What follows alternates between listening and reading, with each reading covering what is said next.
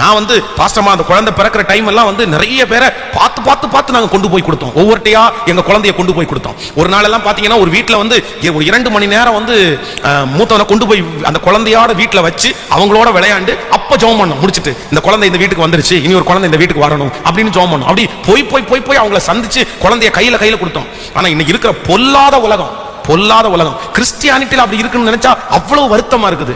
நீ அப்படி இருக்கிற அதனால வர வேண்டாம் அப்படின்னு. அப்போ பெண்கள் தான் அதிகமாய் பாதிக்கப்படுறாங்க.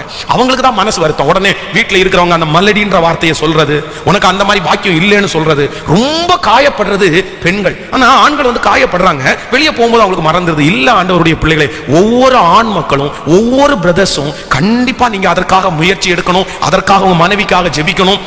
அதற்காக நீங்க ஒரு பெரிய ஒத்துழைப்பு தர வேண்டிய அவசியம் கண்டிப்பாக இருக்கும். அதனால யாருமே குழந்தை பாக்கியத்தை என்ன பண்ணிடக்கூடாதுன்னா, எந்த காரணம் கொண்டும் தள்ளி போடவே கூடாது.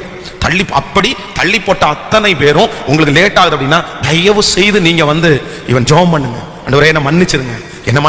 இல்ல ஆண்டவரே, நான் 1000 வேலை உங்களுக்கு இருக்கட்டும், இது இம்பார்ட்டன்ட், இது ரொம்ப முக்கியமானது, இது மிக அவசியமான ஒன்று. ஆண்டவரே உங்களுக்கு வந்து ஒருவேளை காலதாமதம் பண்றாருன்னா ஓகே, அவர் எப்ப வேணாலும் தருவாரு, அது வேற, அது அடுத்தது. ஆனா நீங்களாகவே அதை தடை பண்ணலாமா? உங்க வாழ்க்கையில மிக முக்கியமான ஒரு blessing இது. அதனால தடை பண்ணவே கூடாது. ஆமென் சொல்லுங்கள். எத்தனை பேர் ஆமோதிக்கிறீர்கள்? நானா அதை என்ன பண்ண மாட்டேன் ஆண்டவரே, உதறி தள்ளவே மாட்டேன். அப்போ இன்றைக்கு இந்த முதல் நாள்ல ஆண்டவர் நமக்கு கொடுக்கிற வார்த்தையே என்ன வார்த்தை அப்படின்னா, நீ நம்பு.